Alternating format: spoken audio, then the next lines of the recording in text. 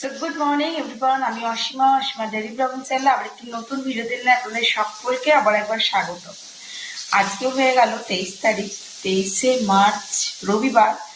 আর দেখেই বুঝতে পারছেন আমি এসে গেছি অন্ডাল। হ্যাঁ, আমি কালকে সন্ধ্যেবেলায় অন্ডাল এসেছি। আজকে আমার এক জায়গায় পরী খেলতে যাওয়ার আছে। মা আর আমি দুজনেই যাব। তো মা আর আমি যাবো। তো সকাল সকাল জানেন তো আমার বাবা একটু অসুস্থ, তো বাবা তো বাইরের খাবার খায় না। তো মা এখন পুজোর জোগাড়টা করছে। গোপালের তো আমাদের নিত্য সেবা আছে, তো সেবাটা মা রেডি করবে। আমরা ওই 7:30 নাগাদ বেরিয়ে যাব। কোথায় যাব না যাবো সবটুকু আপনাদের সঙ্গে আমি শেয়ার করতে থাকবো। আর এই যে এদিকে আমি এখন রান্নাটা বসিয়ে দিয়েছি আমার টিফিনের জন্য। বাবার জন্য একটু চাউমিন হয়ে গেছে, এখন করছি রুটি। কি করছি না করছি তো চলুন শেয়ার করি।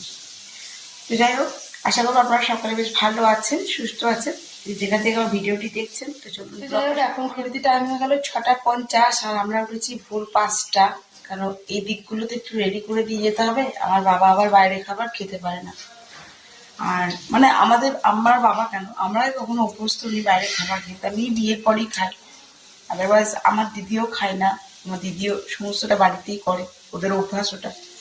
তো যাই হোক, এই দেখুন এদিকে করলা ভাজা হচ্ছে, চাউমিনটা করেছি। আর এখন এখানে আমি রুটিগুলো একটু করে দেবো বাবাকে। বাবা দুপুরে লাঞ্চে রুটিই খাবে। আর এই যে পটল দিয়ে, আলু তো হয় না, পটল পেঁপে আর ডিম দিয়ে বাবাকে একটা তরকারি করে দেবো। আর এখানে করে দিয়েছি আমি চাউমিনটা, খুললা পরে খুলে দেখাবো।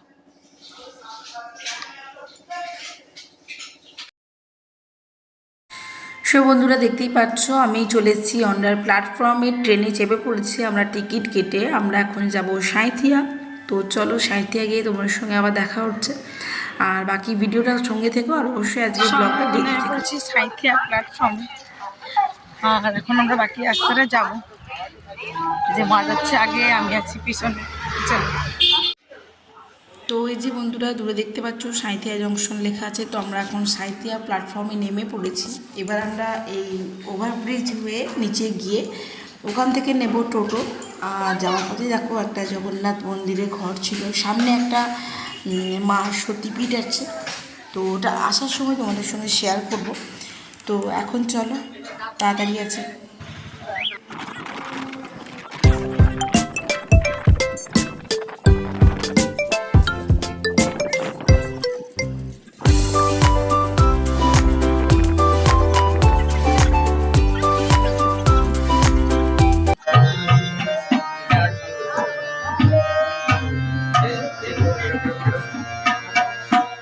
তাল জানো?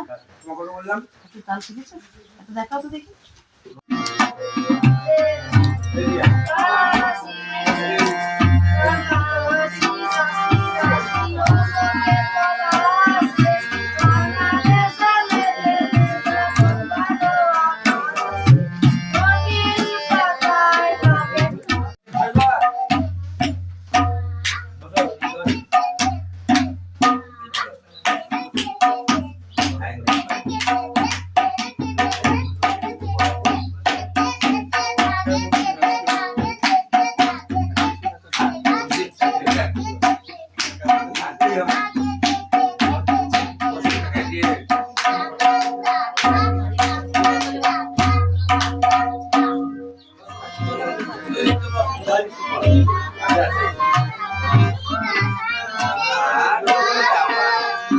চিন্তা করে খুব ব্যস্ত।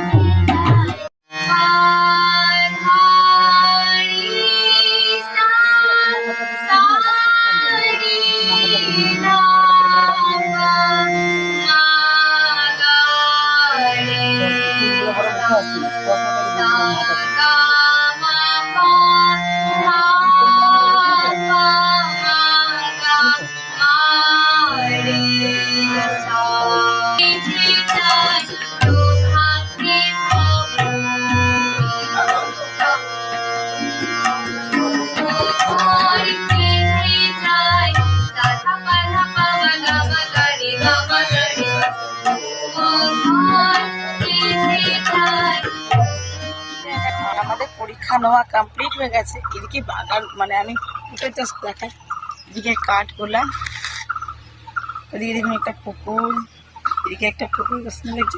আর আমরা সেন্টারে পরীক্ষা দেওয়ার পর ওখানে খাওয়া দাওয়া সেরে, মানে দুপুরের লাঞ্চটা সেরে এখন 3:13 আমরা বেরিয়ে পড়েছি বাসের জন্য। আমরা এখান থেকে যাব সাঁইথিয়া থেকে গিয়ে আমরা ট্রেন ধরবো।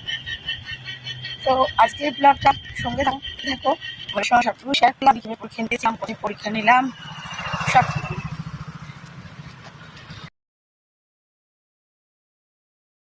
তো এটা সম্পূর্ণ একটা জায়গা।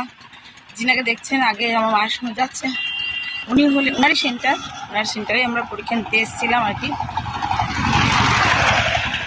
চারদিকটা কি সুন্দর মনোরম, এত পুকুর, এত গাছ, এত ভালো লাগছিল না। আর এখানে প্রতিটা বাড়ি না দেখুন, নিচে আন্ডারগ্রাউন্ড, উপরে বাড়ি, না যে বাড়ি দিচ্ছে এখানে। সো এখানে শুধু ধান নয় বন্ধুরা, এই যে দেখতে পাচ্ছ লাল লাল বস্তাগুলো, ওগুলোতে সমস্ত আলু ভর্তি করে রাখা আছে। দেখো ভিতরেও দেখা যাচ্ছে আলু। এখানে আলু, ধান, নানান কিছু চাষ করা হয়েছে। তো চলো এবার তোমাদেরকে সত্যিপিঠটা দেখাই।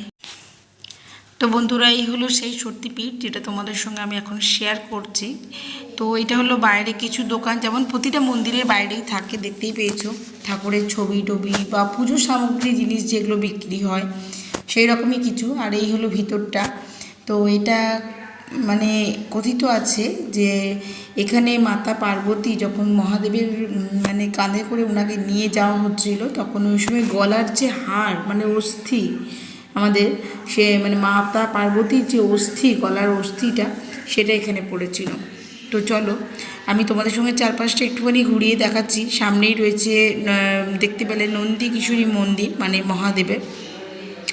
তো আমি যেহেতু ভাত টাত খেয়ে এসেছিলাম, তার জন্য আমি আর সামনে গেলাম না, তোমাদেরকে একটু জুম করে দেখাবার চেষ্টা করলাম আর কি।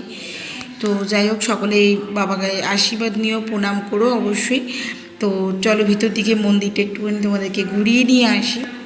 চারিদিকে যে গাছগুলো দেখতে পাচ্ছ, গাছগুলো দেখিয়ে বোঝা যাচ্ছে বেশ অনেক বছরের পুরনো গাছগুলো।